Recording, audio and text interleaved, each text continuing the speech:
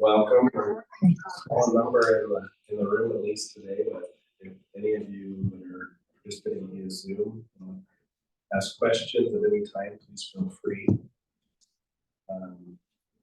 Figured with some of my experience, I present a little bit on ergonomics, and who better to show the person to cater to than Homer Simpson. Ergonomics, oftentimes we quickly think kind of our own body position, but sometimes it relates equally to our environment meeting our needs at the same time. With a lot of the industry becoming more and more digital, we have a lot more access to things that can help us, but at the same time also contribute to some of the musculoskeletal disorders or injuries that we can incur. These are my 5 very busy kids.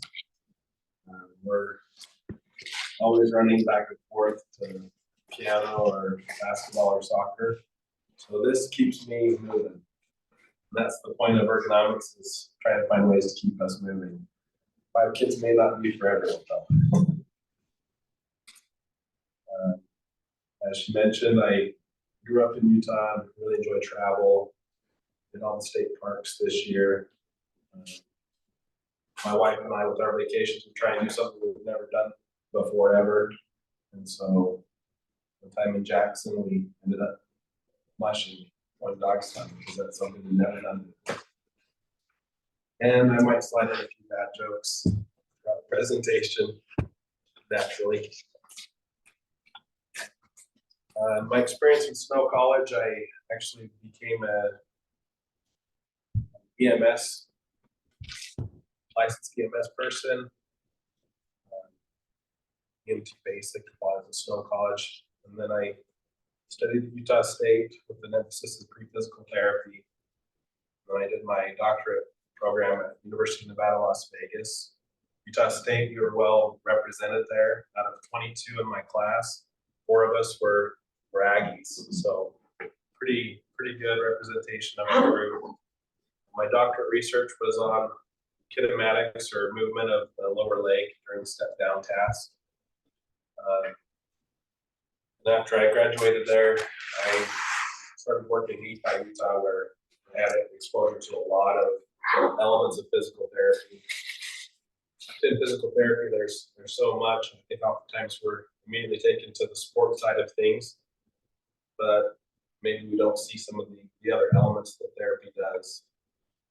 My office that I'm currently located in is attached to the Sports Academy and Racket Club, and clinic there on the campus of Cache Valley Hospital. Just to highlight all the variety within the therapy world is extremely vast in our contribution to health and wellness.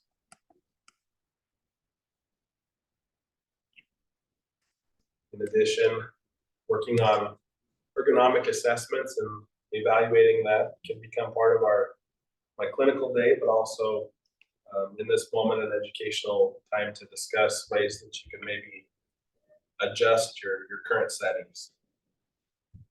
One of the interesting things is that employees that participate in physical activity and participate in ergonomic or stretching breaks are more productive, less likely to make errors, and miss fewer days of work.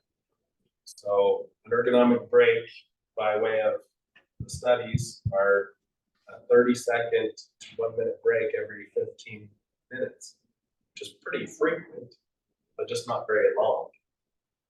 So within that, it's interesting that having those little intermediate breaks can make us more productive and have less fatigue through the day, and make fewer errors because we have less muscular fatigue, but also less mental fatigue. This demonstrates the overall distribution of the injuries, and you can see that blue section there, dark blue section, has to do with overexertion of bodily reaction to our space. So really targeting the ergonomic side of things. Overexertion is that leading cause of injuries, and what we may think that it's related to lifting really heavy a lot. It really has to do with just the act of a lot of repetition and being in prolonged positions for extended time without being able to change those positions.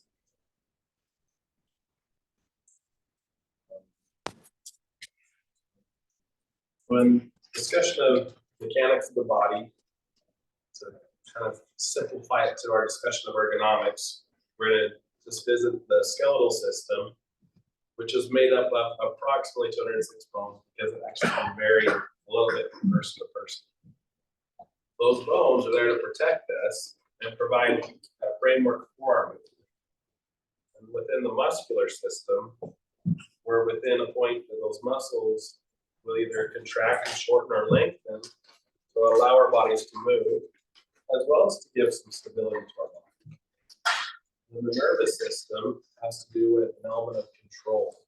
I don't know if any of you have sat too long and got a dead leg, and you lose that ability to really control your ability to stand or walk very well. You may be worried you might fall over.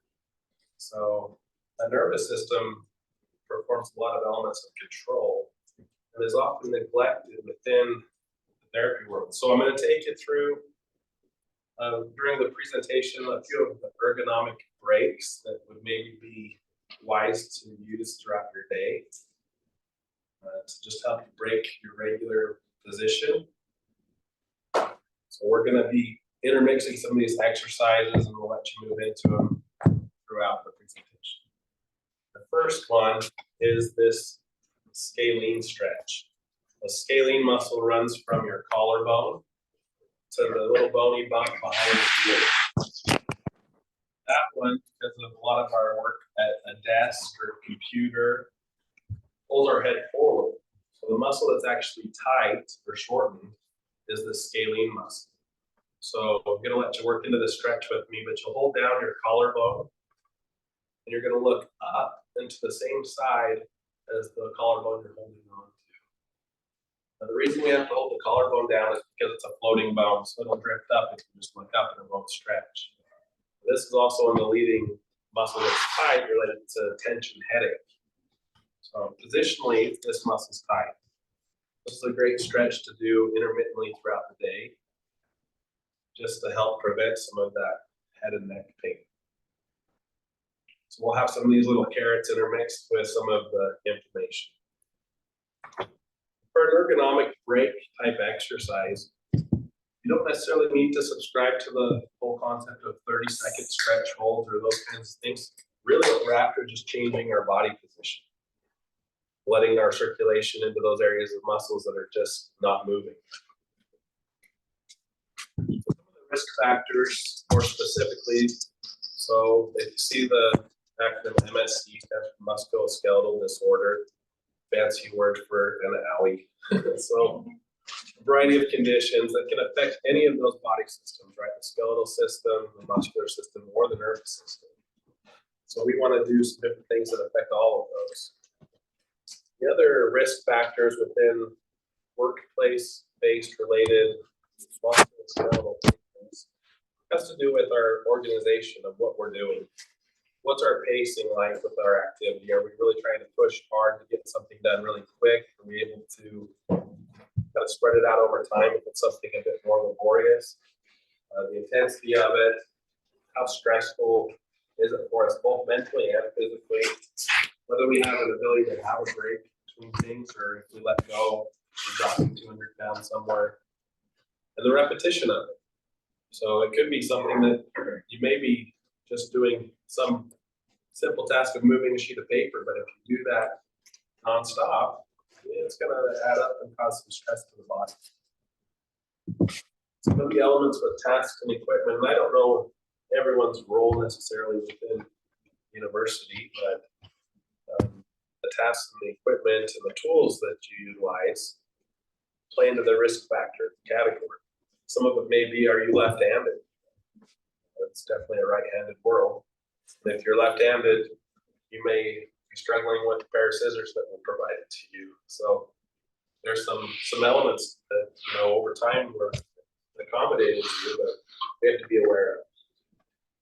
Again, reference to the forced repetition of that activity. And then the awkward posture component. So does the task require you to be in a position that isn't really ideal for your body? Are we in a workspace that's designed for someone like me that's 6'2"? Or are we in a workspace that's designed for someone that's maybe 5'5"? So is the space really set up for us? Again, partly that could be related to some of the tools that we're utilizing. And then how clean or neat is our area? Is it messy with piles of papers and organized chaos, or disorganized chaos, or are we organized in our space? This is another one of our little ergonomic breaks. This is showing a doorways type stretch, but the one I prefer, I could not find a great image for, is called the W stretch. So you bring your hand, rotate your palm outward, you bring your arm back behind you. Do both at the same time, you'll get a nice stretch through your chest wall. It stretches the pec muscle and the bicep muscle. But oftentimes, because of being on a keyboard or some of those things, we find our shoulders are rotated inward. So this gives us an option to rotate outward and just kind of stretch through that. And again, it doesn't have to be long. It can be just the shortest of a break within your 15-minute break window, within that time interval, just to move in and out of it twice, just to change position. These are some of the postural risks that you'll kind of find as most common. Will be not bending very well at the back, getting poor leverage, giving more stress to parts of your spine, as well as with your head position. If you're on your phone or your screen's not in a good position, all of a sudden your head's forward and you've got about a 10-pound head leveraged on that spine, and you're going to create some repetitive, long postural issues. Develop that lovely bump at the back of the neck that no one ever wants. A lot of people end up finding. Another ergonomic break, more of the image see on the far right, is just to stretch and do a little bit of the limbo. So to work in one of those dad jokes that I did promise, someone stole my limbo bar from my garage. How low can some people go?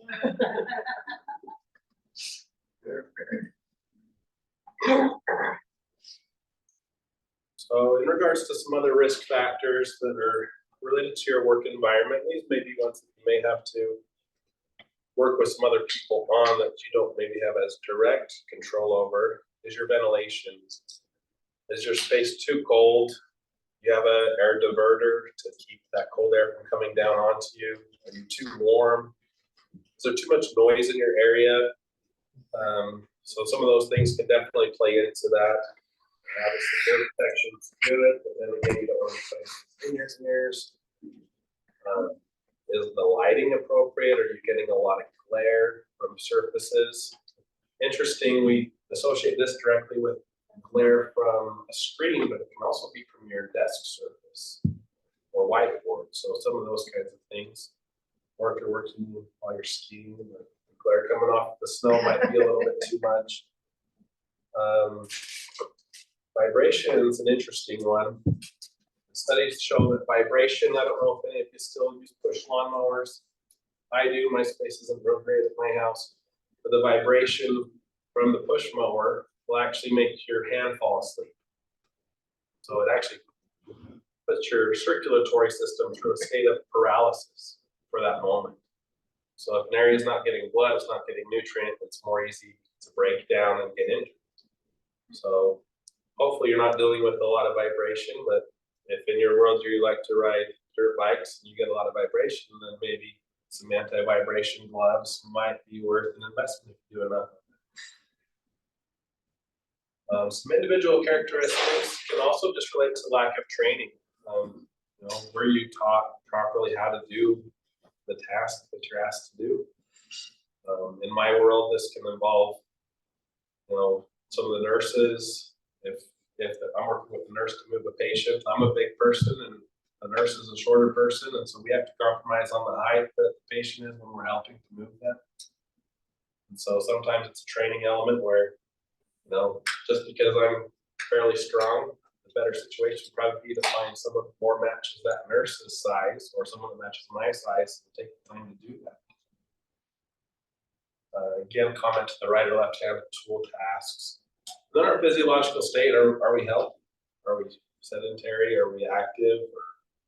Or what does our physical activity look like that contributes to our overall wellness throughout the day? Ergonomic break. So this one would be just with the elbow extended. That's kind of the key point within this one, is that elbow has to be straight. You're stretching back.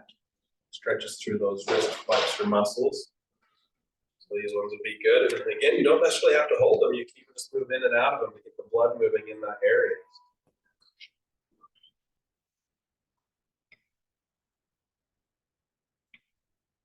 There actually was a computer software program designed that can upload these types of ergonomic breaks if you're always on your computer, and it will prompt one every 15 minutes, and you can do the task and then send it away, or if you're in a meeting, you can just kind of hit snooze and it will pop back up later. It's kind of an ingenious way to kind of force us to think this way.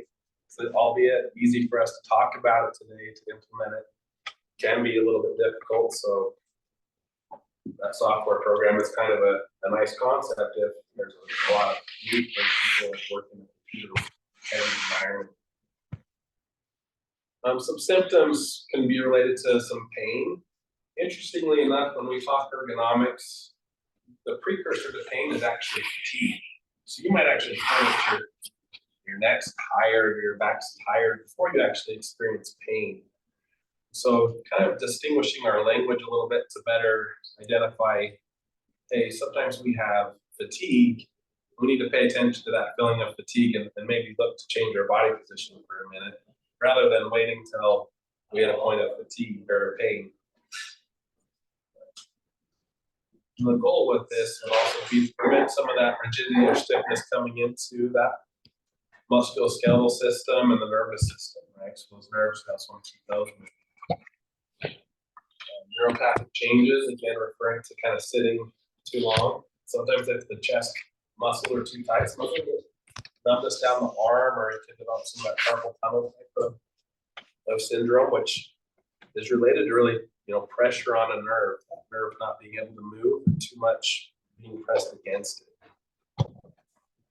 As a result of those neuropathic changes, so when there's pressure on the nerves, what we see some of these elements where you do get loss of strength. So we have loss of strength because, we just don't do stuff, and we have kind of that, what's called disuse atrophy, where we just get weak because we're not doing that anymore. Then we get weakness where that nerve's not sending good signals to the body. And so we can have a combination of those. If we're in prolonged positions too long, that nerve change one, that's where we get a little bit more dangerous. As well as loss of coordination, not being able to hold on to things properly, dropping things. That would be more noticed with something like the carpal tunnel type situations. All right, so here's just that opposite. So we take the elbow straight, take the wrist down. But if you want even more stretch, you rotate the fingers out. That'll intensify that stretch.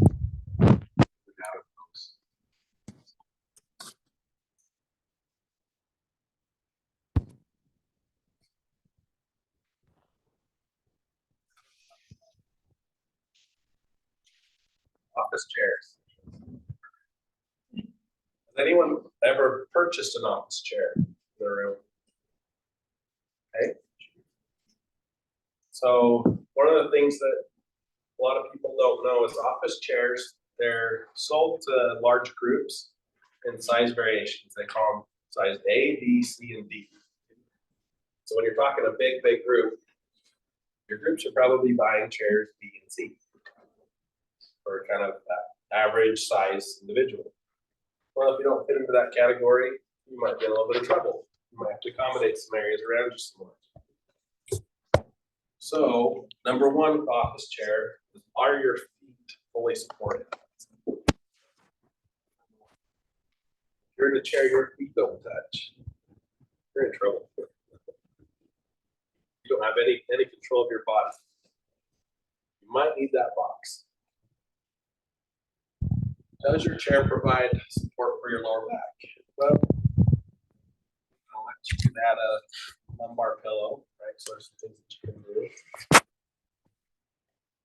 Be able to sit without putting pressure at the back of your knees. So in this instance, you can see from the drawing, there's quite a bit of space there. That space should represent about 2 to 4 fingers. You don't have 2 to 4 fingers sitting at the back of your chair coming off to the knee. So from the seat pan of the chair, the front of it, to the back of the knee, you should be able to fit 2 to 4 fingers. If you cannot, so not from the back of the seat, but sorry, from the front of that seat pan. So with your back seated well against the backrest, you should be able to fit 2 to 4 fingers kind of between there to the back of the knee.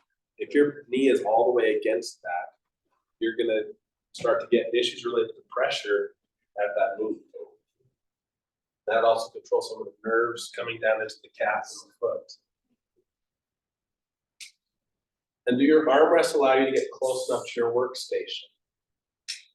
Oftentimes, as much as we want an armrest, sometimes the best chair is actually without one. Again, we're into a position where now you have a point where there's pressure that can be causing problems. So it just depends on how much time are you actually keying. Does that prevent you from getting close to it? I think one of the worst things too is a keyboard tray, because those sit so low. Some of those things can be very impactful in your own workstation and are easily modifiable. And hopefully those armrests are adjustable, out and in and up and down.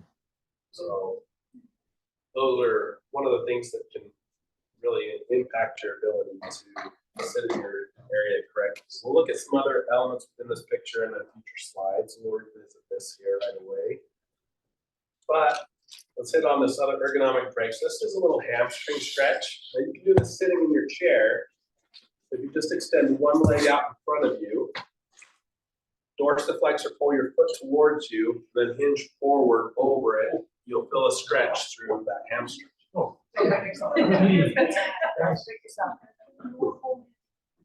That hamstring muscle can be stretched just in sitting. You don't necessarily have to get out of your chair to do that, but if your time allows you to and the task allows you to, why not?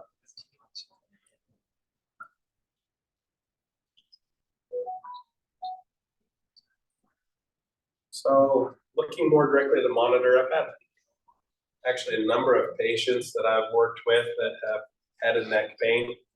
And when it comes down to it, we discuss what they do for work. And even some of the physicians that I work with, they complain and things, so let's go check out your station, see what things look like.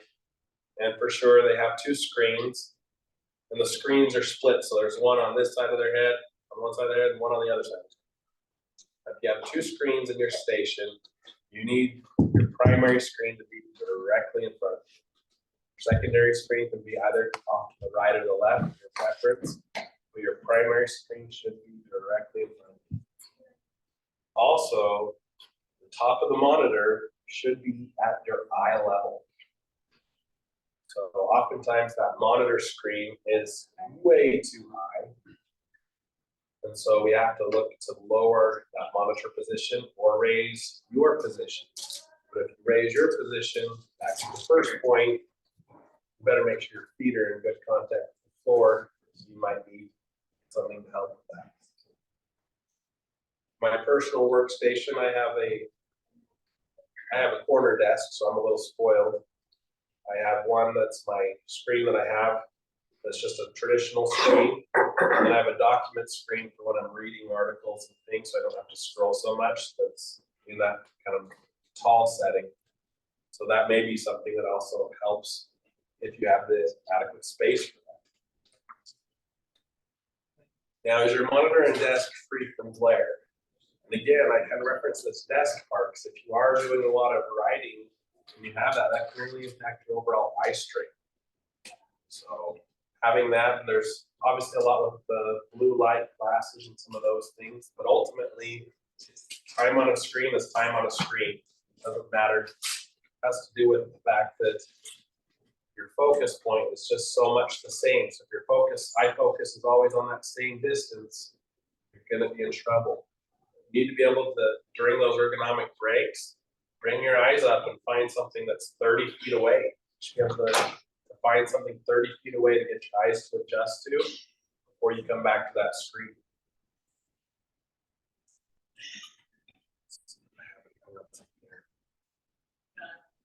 Then you have appropriate lighting for writing and reading. And that can be something that you're adjusting even within the monitor, or you need a special lamp and doing some different kinds of work that way.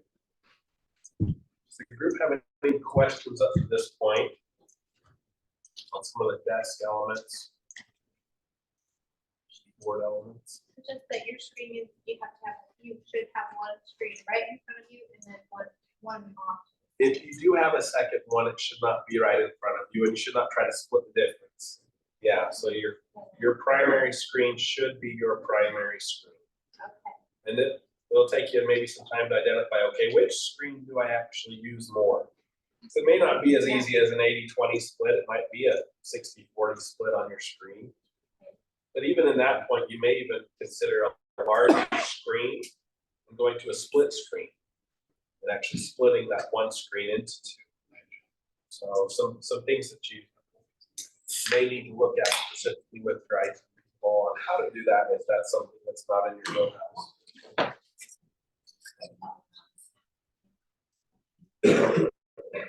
Can you send me the slides?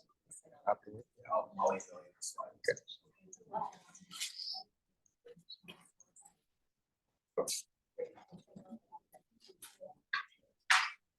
Any other questions up to what we've covered so far?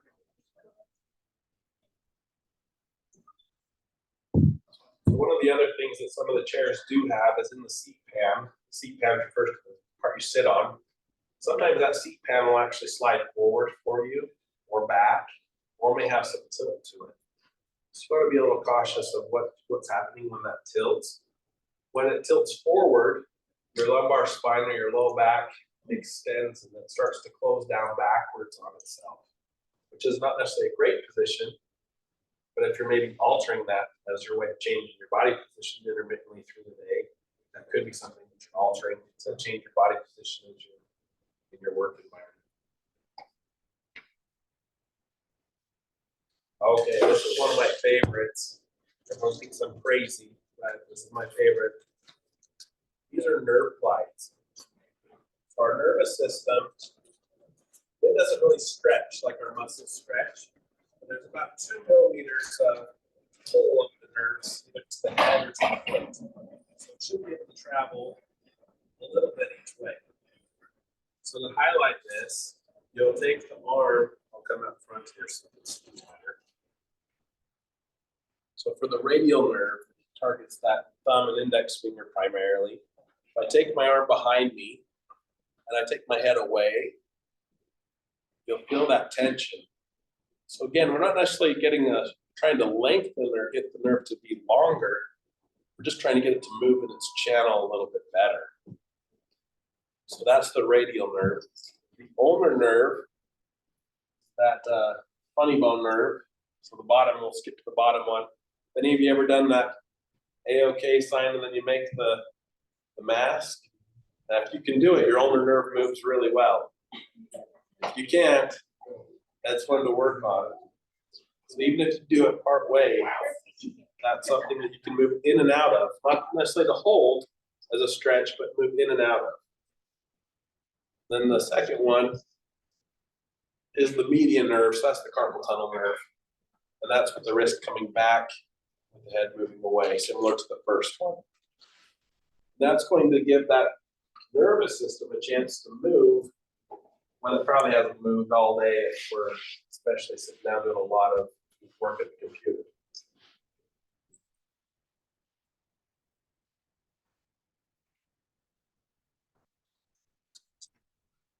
Okay, so this slide, I know it's fairly basic, but there's a lot of importance to this. In ergonomics, we have a concept we call the power zone. A power zone is, if If you're to bend your elbow to 90 degrees, your hands kind of a thumbs up position. Between those two spaces, that's your power zone. That's where you actually have the least chance of any physical injury. So whatever you do, if you're in that power zone, you're in a pretty safe position. Now think, what activities do you do in that power zone? The hand turns over, we've lost the typing one.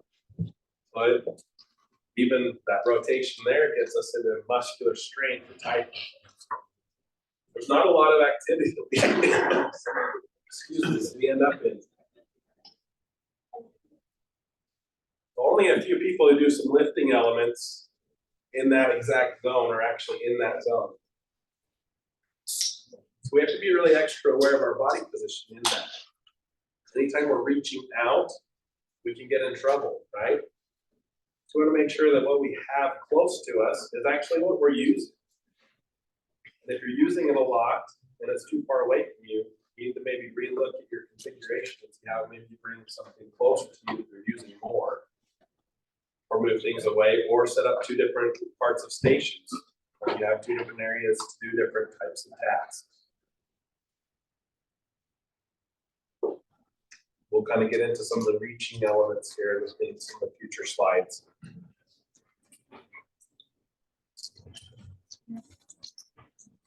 Well, there's a lot of different work configurations that are available. The big point is we want to try and again be in that power zone. You can see in the top image, the wrist is nice and straight, the fingers are in good alignment.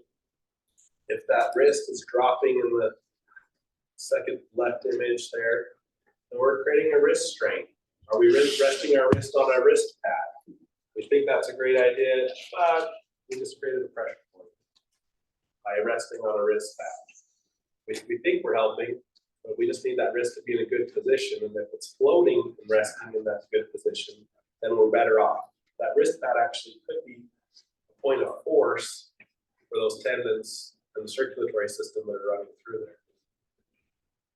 Now, for me, I never type on this laptop. I am too broad-shouldered. I get T-Rex hands and I get in trouble. So I get in so much trouble being on that I have to have an external one if I'm anywhere doing it with my laptop. So you have to look at some of that. The other key point here is the bottom section images. So that keyboard should not have the feet up in the back. So that creates an extension point in that wrist that's going to actually lengthen those muscles that are part of that carpal tunnel group of muscles that run through the tunnel. You're actually going to be straining them with that extended. We see that the feet are on the keyboard, and so we naturally figure those should be up. No, those should be down. Should have those down so the keyboard's nice and straight. Any questions on that part?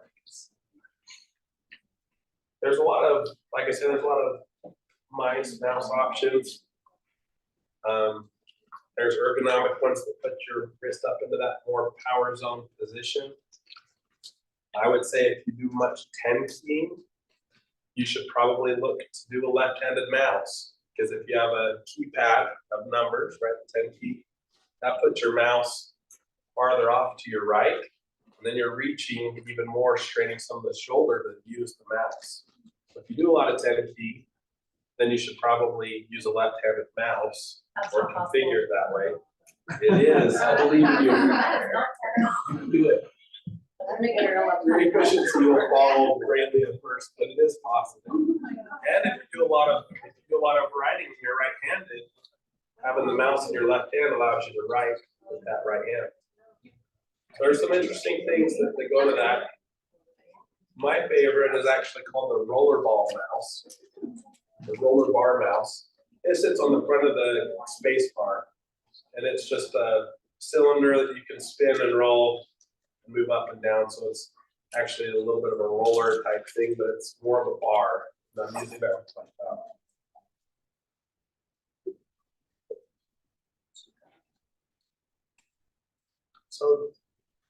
So the reason that the keyboard should be close to the front of the edge of the desk is to prevent you from resting your wrist on that sharp edge of the desk. So that's the reason. That's why that keyboard should be really close to the front edge. Also, when you're using your keyboard and mouse, make sure your wrists are straight and your upper arms are relaxed. If you're trying to help hold your arms or you're straining to do those things, you're just going to fatigue really fast enough to start to get hurt again.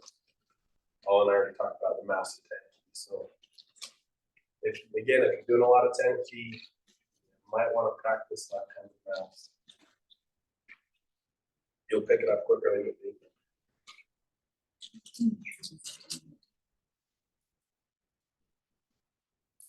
So as far as desk configuration, corner desk is really, really bad idea if you're not going to use both corners. So if you're not going to use both sides, it's actually really bad because you don't want to have it open. And so if you're in a corner desk, you may even want to add a corner attachment that would kind of bring the desk to look like that. We'd give you a straight edge there instead of a sharp corner, so you can actually approach your keyboard easier.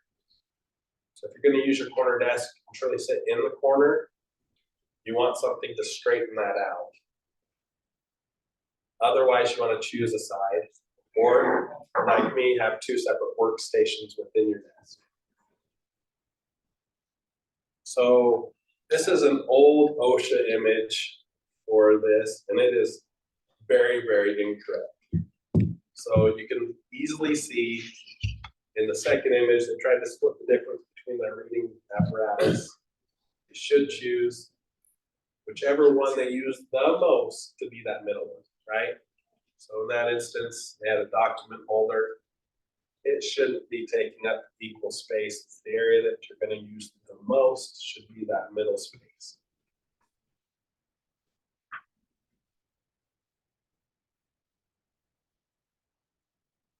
It just kind of highlights all of the lighting and environmental elements that we want to be conscientious of. You know, what is our windows doing to our lighting? Do we have a place to prevent that glare? We have a place that if we look up from our screen, with our screen height being properly now at eye level, we have a space we can look up and gaze out at 30 feet away. Are we setting up that way? We have a window that we can look at least 30 feet out of. We have another space that we're able to look out of to reduce that strain of focusing on that same space.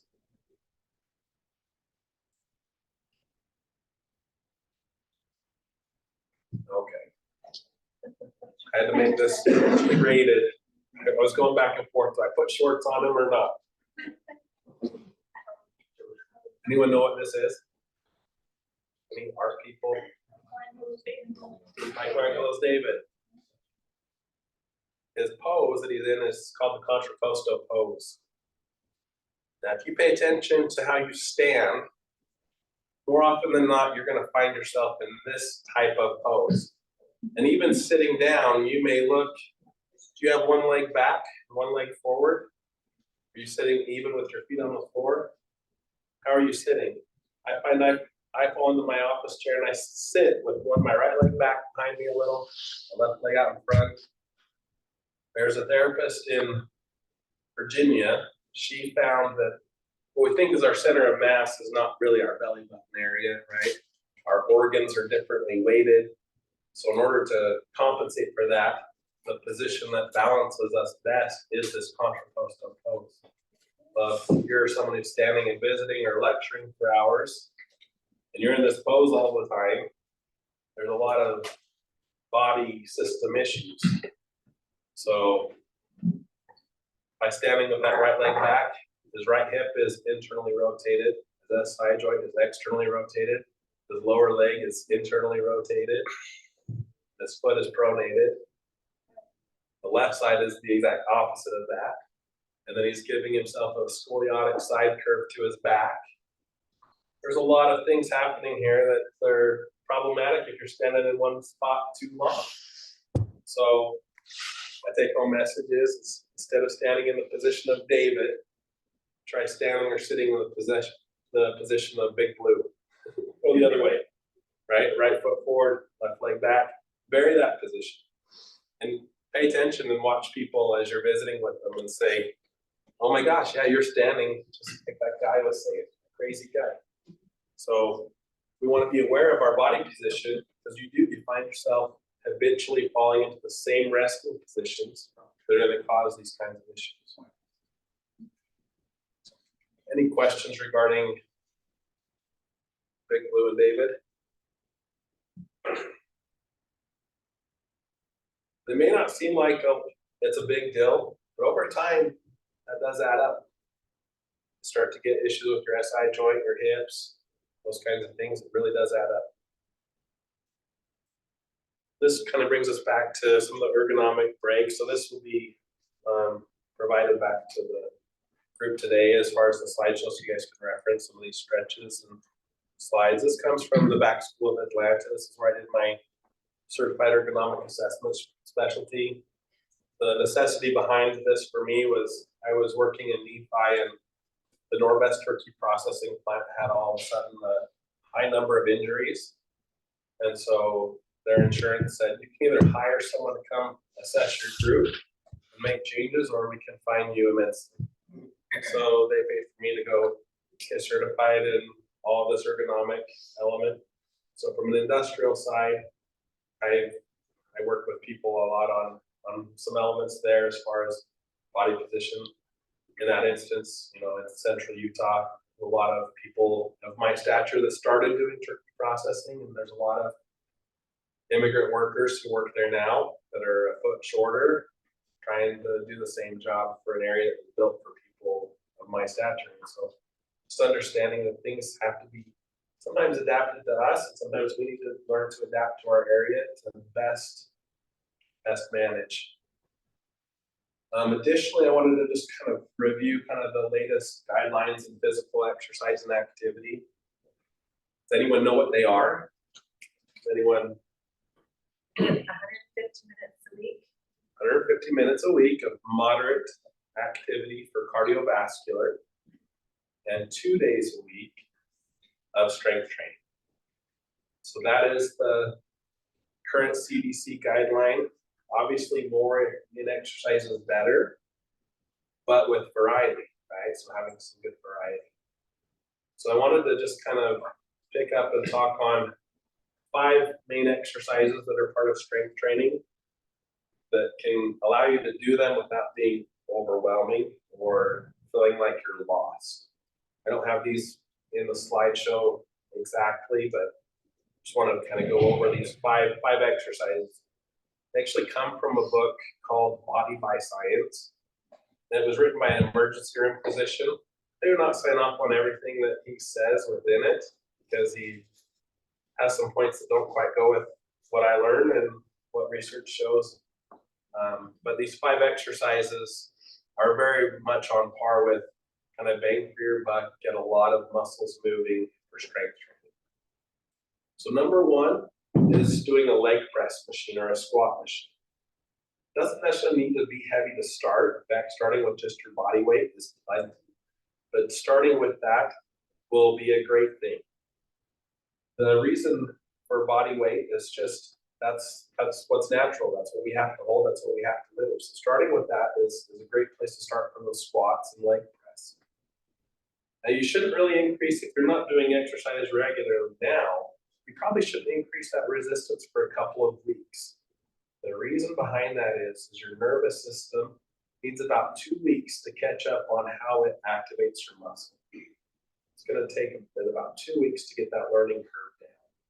Now you may feel like you're a little bit stronger within that amount of time, but really it's just that your nerve is getting more of those same muscle fibers firing. When we actually do strength testing, those muscles don't test any stronger. They're just being activated better by your nervous system. So we want 2 weeks of consistent strength training of at least 2 days a week to achieve that. Now the second exercise is a chest press or a push-up. So a push-up would be that body weight, or you can do a modified push-up. You should be doing at least 2 sets to fatigue in all of these instances. Otherwise, you're not going to be building any muscle. you're just gonna be maintaining where you're at. The issue with maintaining where you're at is once you get to be my age and you start to get older, that muscle transitions to fat at a very high rate. So you lose about 2 pounds of muscle that is replaced with 1 pound of fat every 5 years in your 40s. That changes and nothing escalates in your 50s and 60s. So doing strength training is integral to your overall wellness down the road. That can be the hard thing, is seeing what down the road looks like. But then I've worked with a lot of people where I can say, yeah, I've seen someone worse than you. So there's an ability to still pick up and work through some things. So again, to kind of recap verbally, we have squat leg press is the first exercise. Push up or chest press would be exercise 2. Exercise 3 is just the opposite of that chest press and bench press, be a row. So doing a rowing pull, getting those shoulder blades to get a nice light squeeze, that's going to get a lot more muscles going.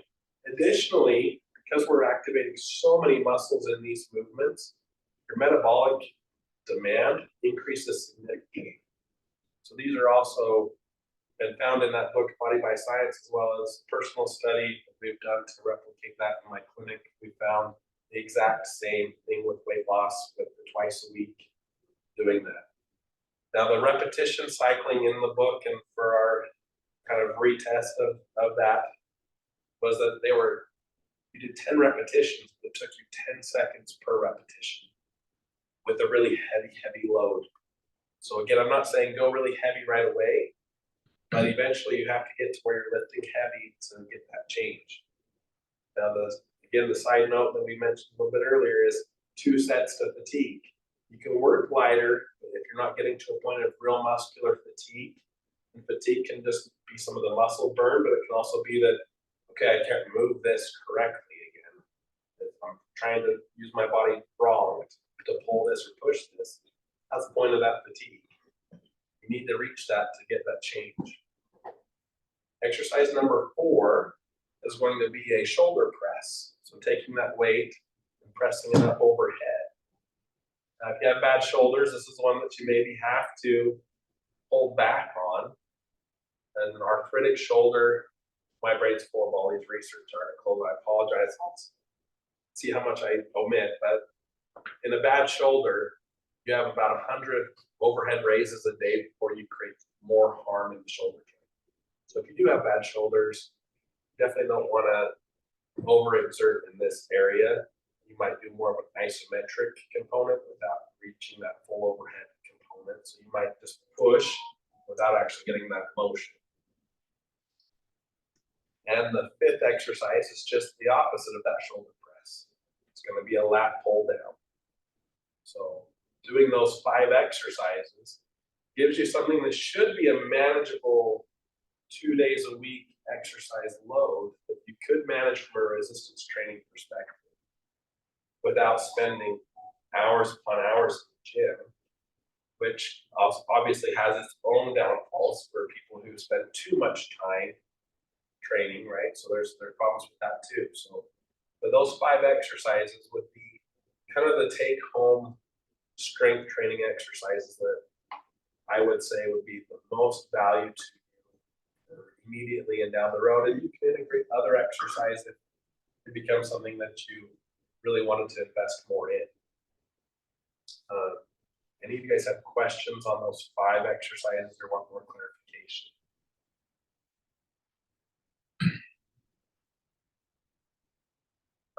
Not too challenging. Did you just list them off again? Yes. So the first one is leg press or squat. The second would be a bench press or push up. The third one would be the opposite function of a rowing pull. Then the fourth one would be a shoulder press overhead. And the 5th one would be a lat pull down. So essentially 4 of them, your arms are moving through the same motion. It's just whether you're in a push or a pull. But that is going to, from a muscular standpoint, get the most muscles active in an exercise rather than being very isolating. In my world, we do a lot of isolation of strengthening and things because we're working with people who have had muscle repairs or joint replacements, or they maybe do have a finite element that's really critical in their movement that's limiting things. But by way of total activity, those 5 would be the best for at least a basic strengthening program. Moderate exercise, to kind of get back to that, refers to, you should be a little bit breathing hard. If you're not breathing a little bit hard during that moderate activity of 150 minutes, you're not in the moderate category. Now, it's not that it's not good, but it's not great. You want to be where, yeah, I'm breathing a little bit harder. Now, if walking's kind of what you're able to do physically, and you can't maybe push some of this strength to get that moderate intensity. One of the old classics, you see people walking around with hand weights. So when we do things with our arms, it actually helps to raise our heart rate. So it's not necessarily that these folks are walking trying to get their arms really strong. They're walking with hand weights because whether they know it or not, that's what puts their heart rate into a position that they're getting a moderate intensity workout for the cardiovascular walking program. So whether they know the science behind why or not, or it's just something that they were told, they're probably getting their heart rate more in that category of that moderate intensity. Any questions regarding that component?